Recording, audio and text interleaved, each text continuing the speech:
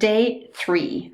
Today we will have a closer look at a grammatical topic, which is the simple past. We do this because it's very important to know the simple past in order to be able to have some small talk, to talk about things that you did last weekend, last year, and so on. And also it's very different to German, because in German we usually use the perfect and we say, ich bin ins Kino gegangen, ich habe viel gegessen, I went to the movie theater or to the cinema, and I ate or I had a lot of food. So in English, we need the simple past or the past tense. And if we don't get this right, we will confuse people because it's different and we need it to talk about things in the past. So the one thing you need to remember is for a story in the past, use the past. You will see the explanation in German, but I will explain everything in English. You've got this in your material, you've got it in German on the screen and in English as an overview in the material, in the back of the material, but this way you get used to only hearing English. So let's have a look at the simple past,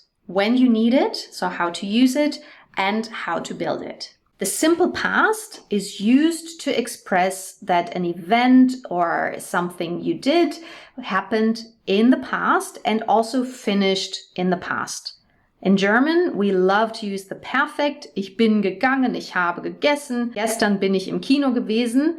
But we cannot do this in English. You form the simple past by adding ed to the verb. For example, you've got the verb to call. Then you say call plus ed is called. Yesterday, I called my mom. Yesterday, it's over. You are not on the phone with her anymore. You put the phone down. So that's it. You called your mom yesterday. And this is for the regular verbs. You have the verb plus ed. You won't hear it. It doesn't make a difference. But if you write and you have a verb that ends with e, like the verb love, and you add ed, then you only have one E. So it's L-O-V-E-D, love. One of the E's gets crossed out. If you've got a verb that ends with Y, then you change the Y and it becomes an I. For example, to tidy, aufräumen. Tidy plus ed is tidied, I-E-D in the end. And if you've got a short vowel, as in stop, and then you've got a consonant, like the P, then you double it. So you've got stopped, double P. When you speak, you don't hear a difference. It's just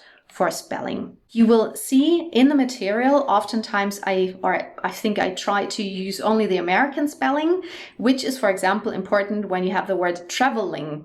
Travel, the E is short.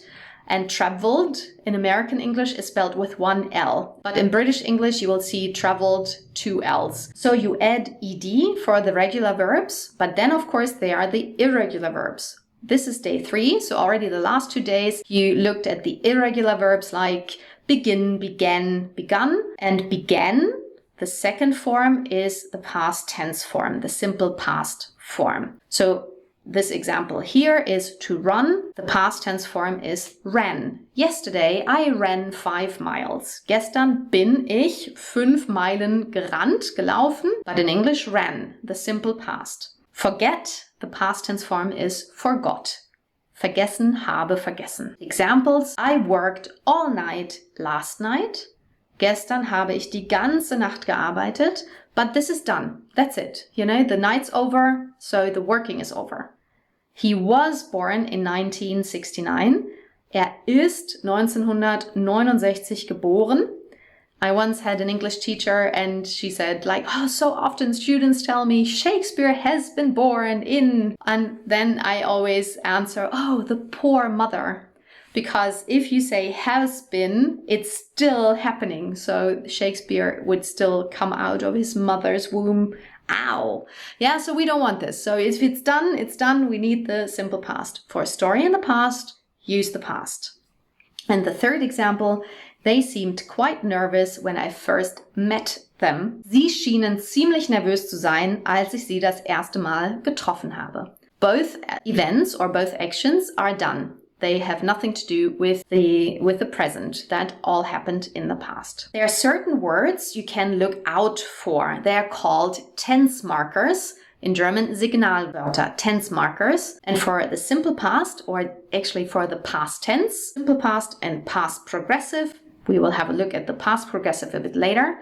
So tense markers for the simple past are yesterday, last, for example, last Monday, last month, last week. Ago is vor, 2 days ago, vor 2 Tagen, or a year ago, vor einem Jahr. On it's used for days if it happened in the past. For example, on a nice day in spring. Right now when I'm filming this, it's summer, so spring is over. We need the past tense. Or he was born in 1969. 1969 is over, so we need he was born. And then also sometimes you tell a story in the past. So you say things like, when I first met them, first he did this, then he said this, but finally this happened. So if that happened in the past, story in the past, use the past, you need the past tense. And in this case, we look at the simple past.